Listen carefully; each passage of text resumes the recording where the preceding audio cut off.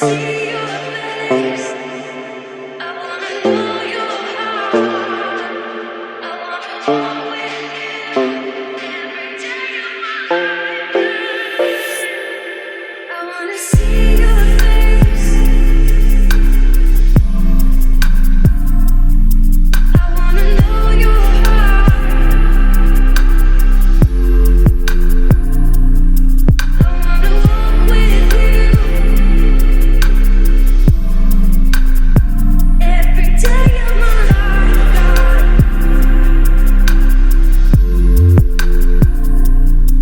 I wanna see your face. I wanna know your heart. Good morning, you guys. Welcome back to my YouTube channel with me, your girl, Morgan Tracy J. Coming today from an Airbnb. Okay, I'm actually just got off of my 2-week sabbatical and I am back in action in full-blown ministry. Okay, and today I just wanted to do a little morning coffee word with you, just in my personal time. And today's title is Dance with Life Again. The reason I'm saying this is because not too long ago, I felt in the middle of the summer, probably when I was for sure, I felt God calling me to a change.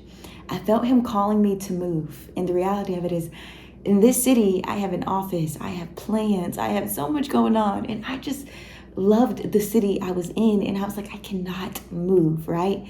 But the reality is, the more that I pushed back from it, the more I felt more called to transition. And honestly, a part of me did not want to change. I was afraid of the unknown. I was afraid of what it would look like. I was afraid of not being in my office day after day. I was afraid of all of these things. Like, there was so much fear surrounding this one decision, when the reality, I knew I could do it. Like, I knew it wasn't rocket science. I knew I could do this, but it was just the fear of the unknown. And what got me to a place of dancing with life again was the confirmation. Because when God gives you a word, you don't just jump on it, you get it confirmed, right? You get a witness, you talk to someone, you wait on that thing, you ask the Lord to confirm it, and you wait upon that thing to be confirmed.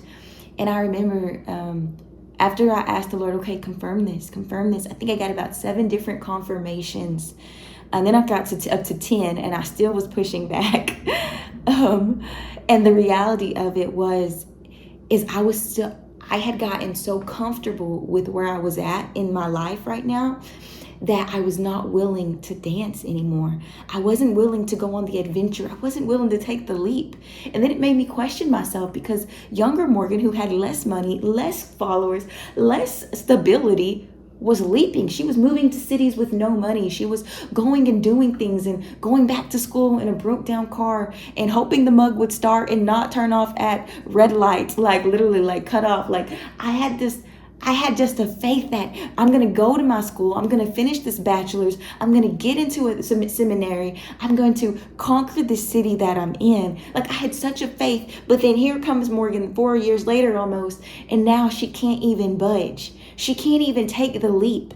And so I want to encourage you that there's going to come times in our lives where we get so comfortable. Our money looks okay. Our life is good. The relationship is flowing. I mean, things look really good. And when God gives you the opportunity to dance with life, it's going to feel impossible. You're going to say, wow, things are good. I'm comfortable here. Wow, like, that's going to shake things up. And I want to tell you, that's exactly what God wants to do. See, when God sends you an opportunity to dance with life, he is trying to get you to take on a new charge. He's trying to give you a new opportunity with your life. He's trying to give you a new scenery. He's trying to show you new vistas. But I want to tell you, what happens is the valley of our emotions. So even though God told me to move and he kept confirming it, there were some setbacks. There were some trials I went through in this process. So the first trial was having to be honest about some situations in my life. The second trial was realizing that right when I'm wanting to move, I started to see finances decrease, and it didn't make sense. It was like, push it off another 6 months, God. God, give me another 3 months. Give me another 6 months. I began to try to push off it longer and longer, because the reality is, when you don't want to take the leap, you can talk yourself out of some things, right? It's not the right time.